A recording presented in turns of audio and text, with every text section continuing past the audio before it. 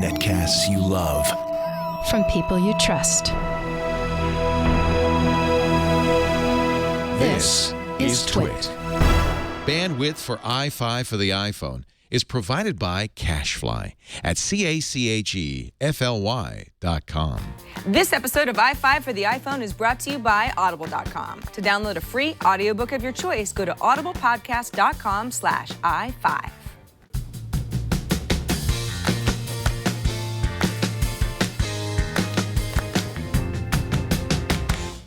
Hey everybody, I'm Sarah Lane and welcome to the newest episode of iFive for the iPhone. This show is for us, the iPhone fanatics, and I suspect that maybe a few of you might be watching for the first time this week. If so, welcome to the iFive Army. I think you'll like it here. Every week we cover iFive topics from the must-have apps to the news you need to know, so let's start the show.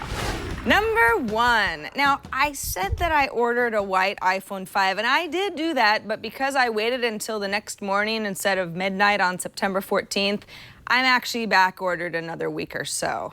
FML. But that's okay because Tom Merritt let me use his for the purposes of demonstration. So let's talk about what's great on the iPhone 5 and what's not. Now first, I love having more real estate on the screen, but the size is going to take some getting used to.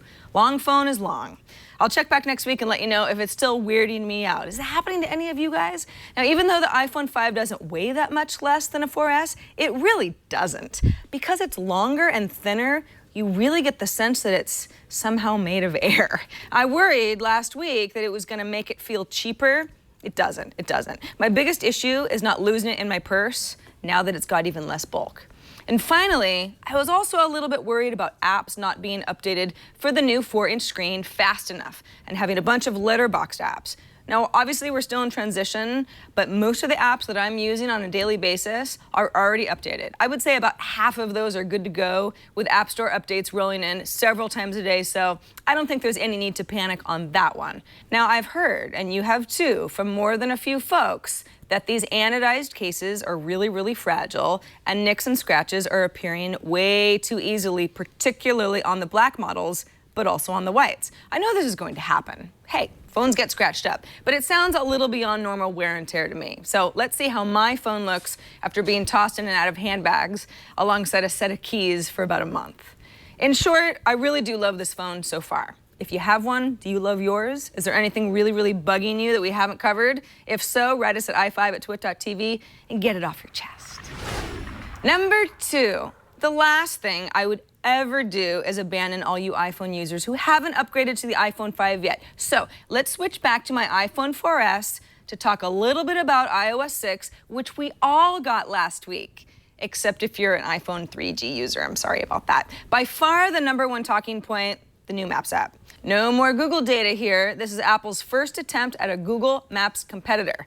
Depending on who you talk to, it's either better, or it's just as good, or it's really, really terrible when it comes to accurately finding what you're looking for. My biggest complaint so far, losing Street View.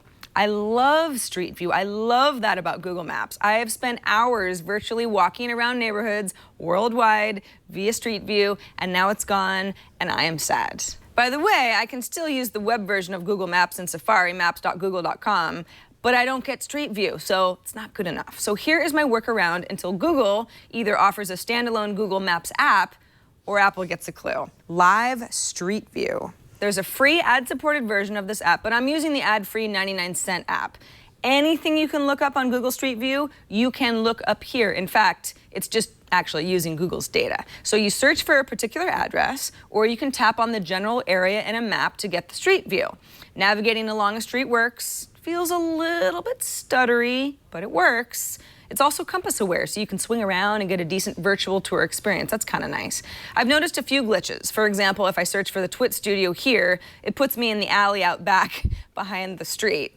But in general, Live Street View does the job of giving me the functionality that Apple so rudely took away. Number three, Passbook, available for iPhone users in iOS 6. Who's excited? There doesn't really seem to be much fanfare about Passbook. In fact, we got an email from David Hale who said, could you please cover on your show why the passport feature in iOS 6 doesn't seem to do anything? Thank you. Well, David, it isn't exactly useless. It's not very intuitive either. I get your point. For example, Sephora is a Passbook partner. I happen to have a Sephora rewards card that I carry around in my wallet to scan for points every time I buy something in a Sephora store, shampoo, hairspray, stuff like that.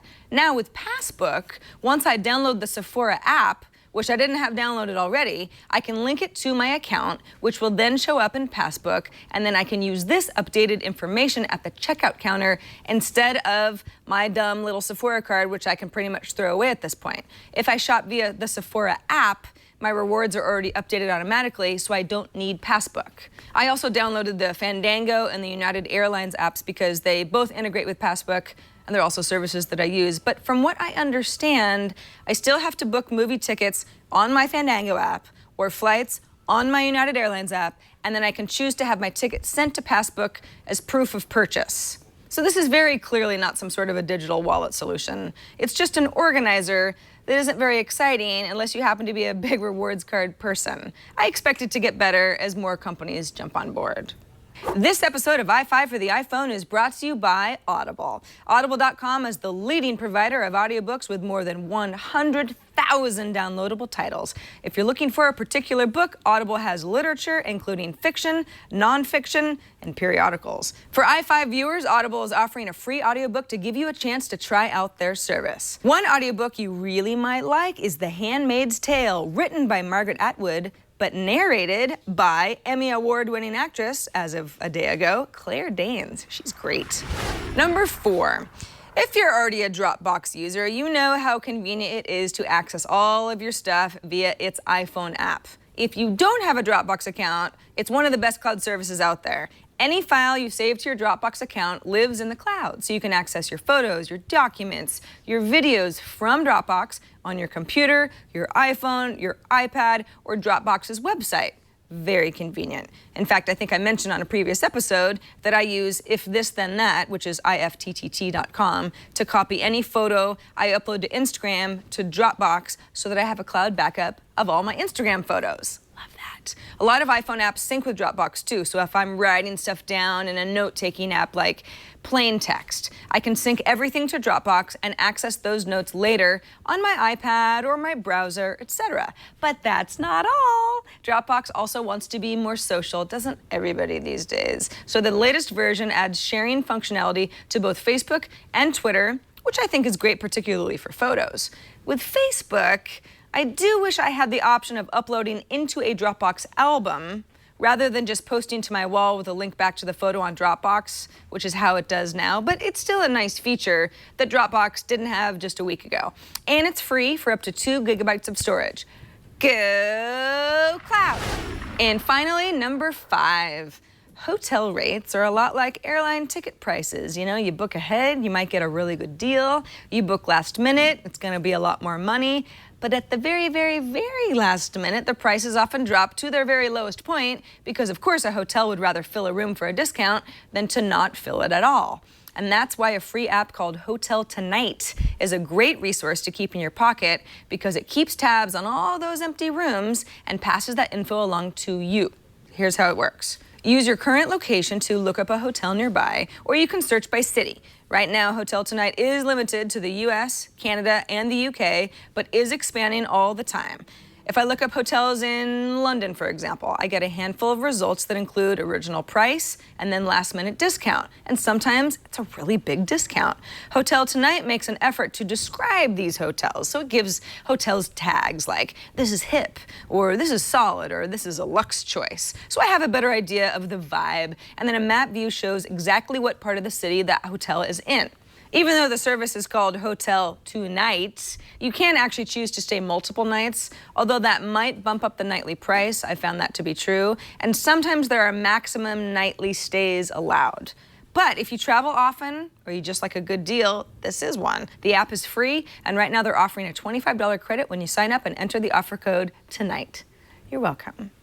And that wraps up this episode of iFive for the iPhone. To links to everything that we talk about, to subscribe to the show, which is totally free, or to catch up on episodes 1 through 8, just visit us at twit.tv/iFive.